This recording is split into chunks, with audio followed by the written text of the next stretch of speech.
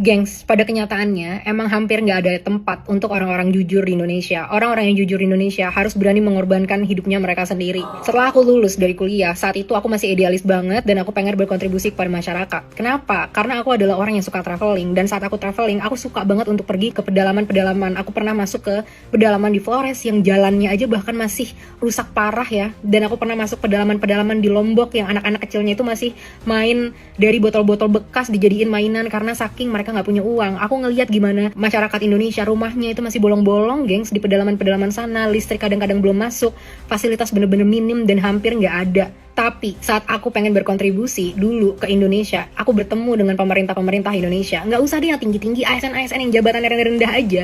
Semuanya minta imbalan. Kita bikin program dari perusahaan swasta yang dibiayai dari perusahaan swasta untuk membantu melawan stunting gitu ya, atau gizi buruk di Indonesia dengan ngasih makanan atau cemilan yang sehat kepada anak-anak di sekolah. Ini dibiayain, orang-orangnya dilatih, dikasih produknya, dimodalin semuanya sama perusahaan swasta. Dan tahu nggak apa yang terjadi?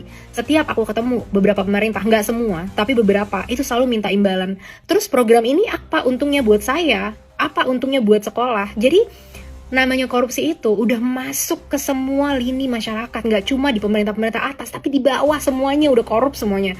Dan yang bikin sedih, setiap hari aku harus bisa perang sama moral aku dan hati nurani gitu ya. Ini gimana aku mau membantu masyarakat, tapi begini gitu reaksi dari pemerintahnya. Aku bukan anak siapa-siapa, aku bukan anak yang lahir dari keluarga yang wow di Indonesia, bukan orang yang punya privilege gimana-gimana, aku cuma punya otak dan punya pendidikan.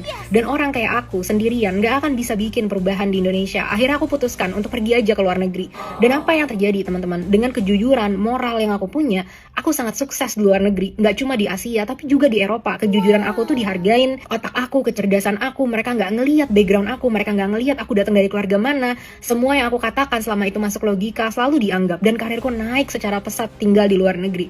Nah, gimana ini nasib bangsa kita kalau orang-orang yang jujur itu nggak punya tempat lagi di negara kita? Tapi teman-teman, jangan sampai kita kehilangan moral, jangan sampai kita kehilangan kejujuran dari dalam hati kita, karena itu yang benar-benar dibutuhkan sama bangsa kita.